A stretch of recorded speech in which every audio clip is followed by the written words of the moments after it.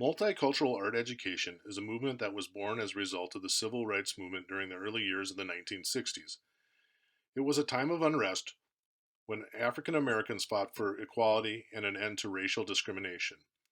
It brought about changes in law to protect every American's rights, no matter their color, race, sex, or belief system.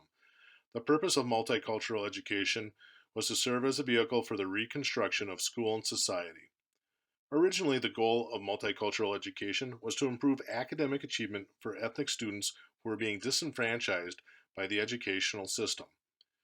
The intent of multicultural education is now seen as a way to address the growing diversity in our public schools by promoting justice, equity, and respect for all by teaching students the attitudes, knowledge, and skills necessary to participate in multiple cultures within their community, the nation, and the globe.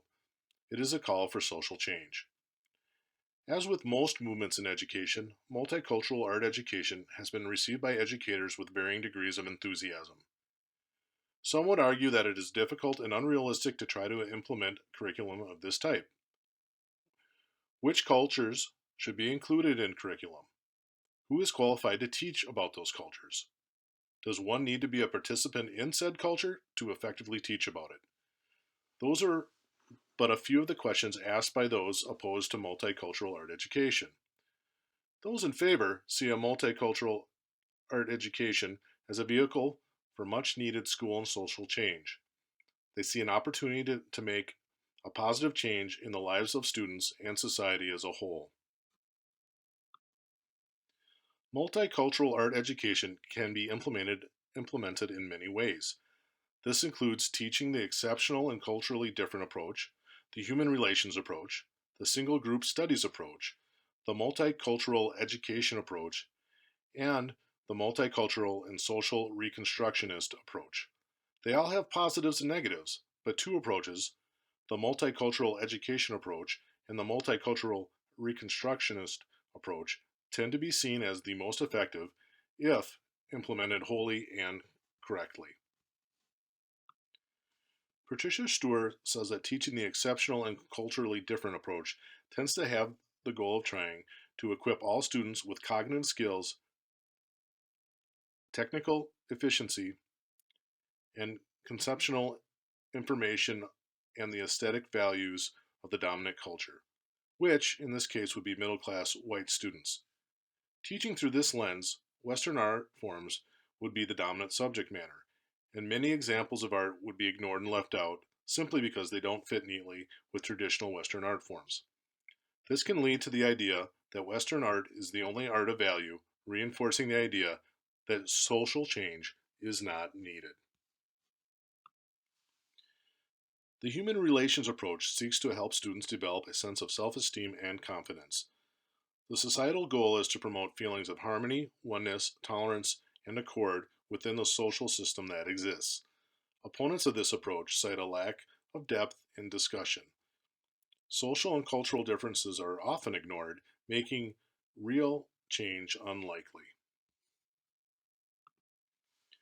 The single group studies approach studies one cultural group at a time. Examples of this could be women artists, African American, or Hmong art. The idea is to elevate multiple cultures and to recognize them as being an important part of the whole. This type of approach is most often utilized in post-secondary education. While it brings attention to certain neglected groups and the inequity of power in relation to that group, detractors will argue that the single group studies approach does little to help foster real equity. The multicultural education approach is one of the two more highly regarded ways to implement multicultural art education.